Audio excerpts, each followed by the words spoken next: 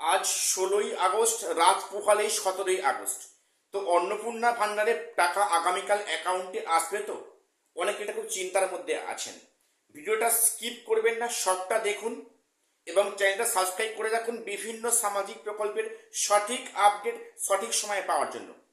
দেখুন, আজকে 16ই আগস্ট যেমনটি মুখ্যমন্ত্রী বলেছিলেন, আগামীকাল থেকে কিন্তু পরপর 3 দিন অন্নপূর্ণা ভান্ডারের টাকা অ্যাকাউন্টে ঢুকবে। এবারে 17, 18 এবং 19 সেটা আপনার ডিস্ট্রিক্টে কবে দেবে সেটা এখন এই মুহূর্তে বলা যাচ্ছে না। তবে যাদের মানে স্ট্যাটাস অ্যাপ্রুভ হয়েছে তারাই টাকা পাওয়ার যোগ্য। যেটা খবর যে মোটামুটি এ মাসে কিন্তু প্রায় 1.5 কোটি মানুষ এই অন্নপূর্ণা ভান্ডারের আওতায় আসছেন এবং টাকা পাচ্ছেন। মোটামুটি জানা যাচ্ছে যে 10ই জুলাইয়ের আগে অবধি যাদের অ্যাপ্লিকেশন করা ছিল অনলাইনে, তাদের কিন্তু প্রত্যেকেরই প্রায় মানে যারা টাকা পাওয়ার যোগ্য এলিজিবল, তাদের প্রত্যেকে কিন্তু আন্ডার ইনকোয়ারি থেকে অ্যাপ্রুভ করা হয়েছে। ওনারা কাল বা পরশু বা তার পরদিন টাকা পেয়ে যাবেন। এবং যাদের কোনো সমস্যা ডিসপিউট আছে এবং ইনকেস এখনো যাদের ভেরিফিকেশনের কাজটা হয়নি, তাদের টাকা কিন্তু এ মাসে নাও ঢুকতে পারে।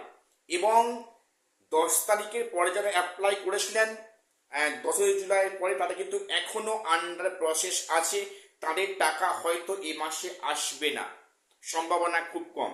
এবং আপনার নিকটবর্তী পঞ্চায়েত বা কিন্তু ব্লক অফিসে একটা অ্যাপ্রুভ লিস্ট এসেছে, আপনারা খবর নিতে পারেন যে লিস্টে আপনার নামটা আসে কিনা, তাহলে আপনি কিন্তু টাকা পাওয়ার যোগ্য। এবারে প্রথম দিকে নিয়মকানুন অনেক জটিল করেছিল সরকার থেকে, কিন্তু এখন এটা শিথিল করা হয়েছে। তো সেক্ষেত্রে মোটামুটি ম্যাক্সিমাম অনেকেই টাকা পেয়ে যাবেন।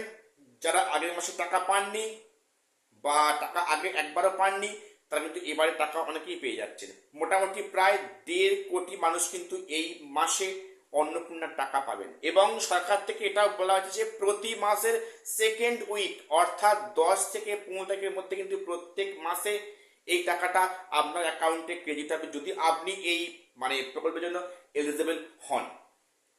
তো এটুকুই আজকে আপডেট দেওয়ার ছিল। চ্যানেলটা সাবস্ক্রাইব করে রাখুন। দেখা হচ্ছে পরের ভিডিওতে।